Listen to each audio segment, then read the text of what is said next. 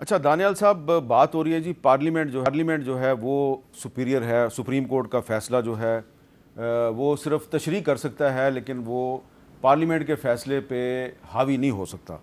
चले अगर इससे इत्तेफाक कर लिया जाए तो गुज़श्ता साल यही जो हमारी पार्लियामेंट है, इसने supreme court practice and procedure act पास किया था, जिसके तहत जो सुप्रीम कोर्ट के बेंचेस की तश्कील के मामले में जो चीफ़ जस्टिस साहब के पास जो इख्तियारात थे, उनको 3 जजेस की कमेटी में तकसीम कर दिया गया था। और आपको याद होगा उस वक्त काजी फायजीसा साहब ने कहा था जी कि हमने जो है ये ख़ुद अपना इख्तियार जो है ये कमेटी को दे दिया है। और आज़म नज़ीर तारड़ साहब ने कहा कि सुप्रीम कोर्ट एक डिक्टेटर था, हमने उसकी डिक्टेटरशिप ख़त्म कर दी। अब एक प्रेसिडेंशियल ऑर्डिनेंस के ज़रिए वो जो एक्ट में जो एक डिक्टेटरशिप ख़त्म की गई थी उसको दोबारा बहाल कर दिया गया है और उस पर जजेस जो हैं वो दोबारा हमें तकसीम नज़र आ रहे हैं। और मंसूर अली शाह साहब ने कल उस पर एक ख़त लिख दिया है, मुनीब अख्तर साहब जो हैं वो उसको तस्लीम करने के लिए तैयार नहीं है। तो जब एक सदारती ऑर्डिनेंस के ज़रिए जस्टिस काजी फायजीसा साहब ने अपने ही मौक़िफ़ की खुद ही तरदीद कर दिया, तो उसके बाद क्या सलमान अकरम राजा का और हामिद खान साहब का ये मुतालबा जायज़ नहीं है कि तहरीक इंसाफ के केसेस में वो ना बैठा करें, वो केसेस को ना सुना करें? मीर साहब, before I go to your question, मैं खाली जस्ट वांट टू आंसर जो उन्होंने लास्ट बात की। देखिए, इतना अच्छा माशाल्लाह लेक्चर देते हैं, भाषण देते हैं, लेकिन 4 साल की हुकूमत में ये ख़ुद बताते हैं कि सीड्स, ऑयल सीड्स कहाँ लगाने हैं। 4 साल की हुकूमत में इन्होंने सिवाय झूठ के कुछ भी नहीं बोला। इन्होंने पूरी दुनिया में जहाँ गए तो उन्होंने ये बताया कि 250 मिलियन का मुल्क है जिसके पीछे करप्ट लोग हैं, करप्ट अदलिया है, करप्ट पॉलिटिशियंस हैं। इन्होंने नहीं बताया कि वही मुल्क है जहाँ इंजीनियर्स हैं, डॉक्टर्स हैं, या वही मुल्क है जिसने पाकिस्तान को एटॉमिक बॉम्ब बनाया। इन्होंने पाकिस्तान के ख़िलाफ़ बैठ के प्रोपेगेंडा ही करते रहे। ये बात करते हैं कि मुल्क को आगे चलाने की ये वो जमात है कि जिनकी एक स्टेटमेंट से आपकी पाकिस्तान इंटरनेशनल एयरलाइंस वीरान बस बन गई, जो यहाँ से चकवाल और चकवाल से लाहौर जहाज़ उड़ाती थी। वो जो उसके अलावा नहीं साहब है वो किस पार्टी में? आज जिस पार्टी में भी है, वो पार्टी लेकिन आपकी है। वो बिल्कुल, लेकिन वो किसके कहने पे स्टेटमेंट्स दिए गए? इन्हीं के कहने पे और इन्हीं की एज पॉलिसी। तो फिर आपने उस मिनिस्टर के खिलाफ कार्रवाई क्यों नहीं की? देखिए आज अभी वो क्यों खुला फिर रहा है? देखिए वो मैं अनफॉर्चुनेट है मीर साहब, लेकिन उसके खिलाफ इनकी ये खाली एक मिनिस्टर नहीं, इमरान खान की पूरी कैबिनेट, ये तमाम लोग इन्वॉल्व थे उसके पीछे। एक बंदा जिसको सर पैर नहीं पता वैसी स्टेटमेंट कभी भी नहीं देख सकता।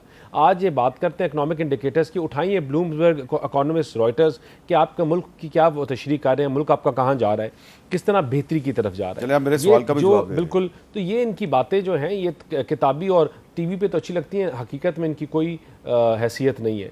आपने जो बात की सुप्रीम कोर्ट और प्रैक्टिस प्रोसीजर की बात की, और आपने पहले बात की जो अमेंडमेंट्स, देखिए मैंने पहले कहा कि आईनी तरमीम जो है वो ओवर पावर करती है हर मैं अमेंडमेंट की बात नहीं कर रहा। नहीं, मैं एक मिनट करूँ तो जो चीज़ें आईनी तरमीम से आई नहीं है उसको तो ऊपर बात दूसरी हो ही नहीं सकती। लेकिन आपने supreme court practice and procedure की जब बात की, देखिए supreme court practice and procedure की कुछ शिकें ऐसी हैं कि जिनको एड्रेस करना बड़ा ज़रूरी है।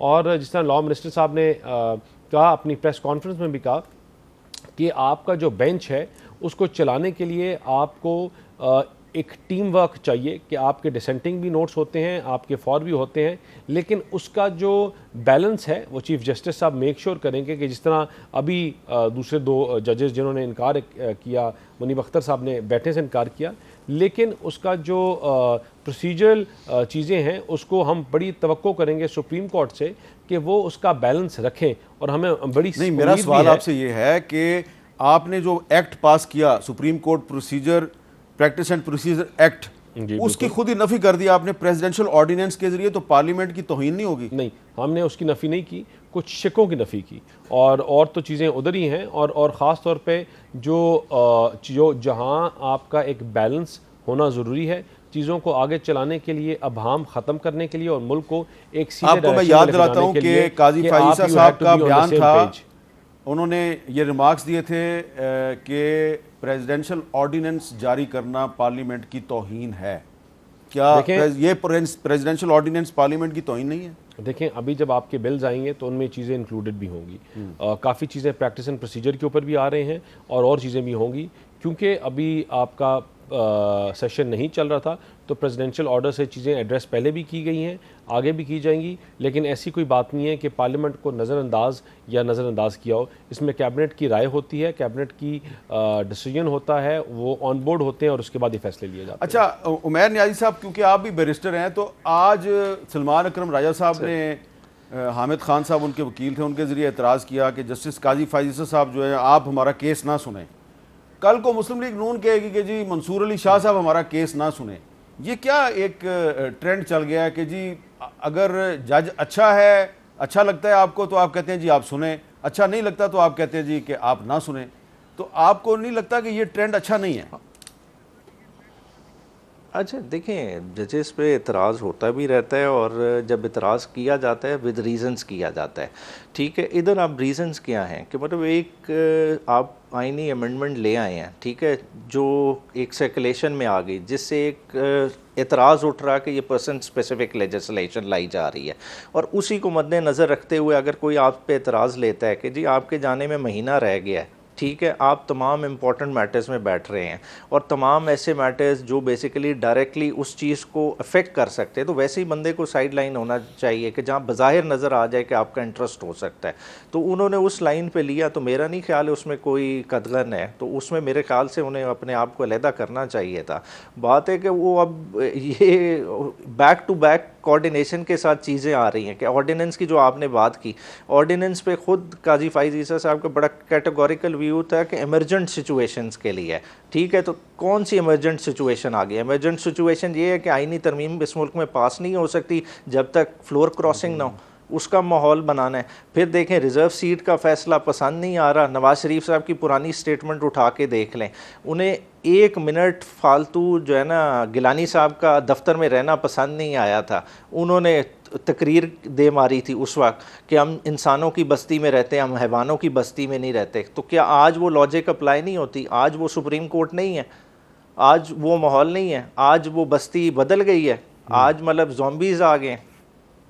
अच्छा दानियल साहब, मैं एक चीज़ ऐड करूँ। देखिए आपने जो जिसकी आप बात कर रहे हैं कि जो आज भी काजी फ़ाइज़ ईसा साहब ने कहा कि जो यहाँ है जजेस के जो बाज़ डिसीजंस हैं उनमें आपको एक ऐसा रवैया नज़र आना चाहिए कि जो आपको नज़र हो कि आपकी मुल्की जो चीज़ें जिस तरफ चल रही हैं उसको नज़र में रखे हुए, उसकी इंपॉर्टेंस अपनी नज़र में रखे हुए और बैलेंस डिसीजंस। देखें आज जो अभी अब हम डे 1 से शुरू हुआ है वो पंजाब गवर्नमेंट ख़त्म होने से आज तक, ठीक है ना, ये एक जज के दूसरे जज के तीसरे जज के चौथे जज से घूमते घूमते आए हैं। आज ये फिर जो डिसीजन है इसमें भी जो अवाम है ये भी इन्हीं चीज़ों की वजह से ही है कि आप जब जजेस जो हैं आप व्हेन यू मेकअप जब उनका कॉन्स्टिट्यूट करते हैं तो आपको ऐसे लोगों को ऐसे केसेस में कॉन्स्टिट्यूट करना चाहिए कि जो इस चीज़ को समझते हों, इसकी इंपॉर्टेंस समझते हों और मुल्क की सलामती की इंपॉर्टेंस। आज आप जहाँ खड़े हैं we can not afford right now कि हम और अभाम के ऊपर अभाम लेके आएँ कि चीज़ों को आगे चलाना है, बेहतरी की तरफ चलाना है, और जब तक आपकी कंटिन्यूटी ऑफ पॉलिसी नहीं होगी चीज़ें आगे नहीं जा सकती हैं। और ये सुप्रीम कोर्ट की प्रोगेटिव है कि 1 महीना रहे चीफ जस्टिस का या 10 दिन रहे, कि वो कब तक बैठे जैसे मर्जी बैठे, ये कोई कदगन नहीं है, कोई लॉ ना रोकता है, ये इनकी विशेष तो हो सकती हैं, इसके अलावा कुछ भी नहीं। अच्छा ये बताएं कि आप जिस शहर से इलेक्ट हुए हैं MNA, वहाँ पे तहरीक इंसाफ 28 सितंबर को जलसा करने जा रही है, तो इजाज़त मिल जाएगी उनको जलसा करने की? देखिए इन्होंने एक जलसा पहले लाहौर में किया जहां लाखों और करोड़ों लोग लेके आने थे, इनके गंडापुर साहब ना पहुंच सके, ना आवाम निकली। लोगों ने इनकी सोच को, इनकी जो जलाओ घराओ तफरीक और नफरत की सोच है, लोगों ने उसको खैराबाद किया है। और रावलपिंडी में इनको अगर इजाज़त मिली तो मुझे तो लगता है इनकी 2 कॉन्ट्रडिक्टिंग स्टेटमेंट्स खुद आ गई हैं। एक मियाँ वाली कह रहे हैं वो इनके चीफ मिनिस्टर मियाँ वाली उन्होंने कहा 5 अक्टूबर नहीं, लेकिन उनकी कल की जो स्टेटमेंट है वो मेरे पास 5 अक्टूबर मीनार पाकिस्तान लाहौर है, और ये मियाँ वाली वाला जलसा जो है ये बाद में। लेकिन जो उन्होंने कल की उसके बाद है, उसमें उन्होंने कहा है कि पहले हम मियाँ वाली करेंगे और फिर करेंगे उसके बाद। चलिए ये उमैर नियाज़ी साहब उसको बता देंगे ना, लेकिन आप ये बताएं कि आप अपने शहर में इजाज़त दे रहे हैं कि नहीं दे रहे? उसके अगर ये TORs को चीज़ों को पूरा करेंगे तो इनको लॉ इन्फोर्सिंग एजेंसीज ने और जो है उन्होंने इजाज़त देनी है वो।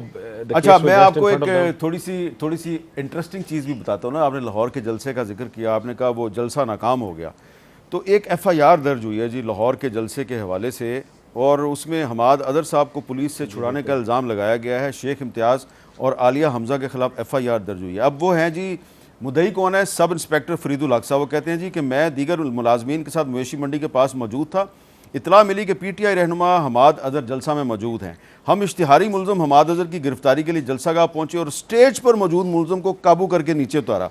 मौका पर मौजूद मुंतजमीन जलसा शेख इम्तियाज़ और आलिया हमजा ने मुज़ाहमत की और मेरी सरकारी यूनिफॉर्म की शर्ट फाड़ दी। वो मुलज़म हमाद अज़हर को पुलिस की गिरफ्त से छुड़ाकर ले गए। रश की वजह से मुलज़म भागने में कामयाब हो गया। शेख इम्तियाज़ और आलिया हमजा ने इश्तिहारी मुलज़म को पुलिस की गिरफ्त से छुड़वाकर जुर्म का इर्तिकाब किया है। लॉ एंड ऑर्डर ड्यूटी मसरूफियात की वजह से बर वक्त इस्तगासा अरसाल ना कर सका। अब बराए कार्रवाई इस्तगासा अरसाल थाना है। अब मुझे ये बताएं कि अगर स्टेज पर उन्होंने झपट्टा मार के मुलज़िम को गिरफ्तार कर लिया हमाद अज़हर को, तो उसकी कोई वीडियो वगैरह क्यों नहीं? देखें, इनकी जो वीडियोस, तो इनकी मल्टीपल वीडियोस हैं जहाँ गंडापुर साहब गाड़ियाँ तोड़ रहे थे, इनके और लोग हैं, और जिस तरह इन्होंने पहले भी जलाओ घेराव किया और उधर भी उस दिन भी बदतमीज़ी का एक अलग तूफ़ान था। लेकिन इस तरह की बात हुई है जो कंप्लेन में आई है, उसने इवन दो उस बंदे ने लेट कंप्लेन की है, लेट आई, लेकिन ये हकीकत में इसके खिलाफ कार्रवाई नहीं होनी चाहिए कि इसने इतनी लेट कंप्लेन क्यों की? मेरे ख्याल से इसके खिलाफ भी शायद कार्रवाई होगी। लेकिन जो दूसरी बात है हमाद अज़हर साहब के, उसको जिस तरह छुड़ाया गया और बताया गया और उसके ऊपर बड़े स्ट्रॉन्ग शवाहिद हैं कि ये तमाम चीज़ें हुई, ये एक्ट हुआ और उसके खिलाफ FIR दर्ज होगी।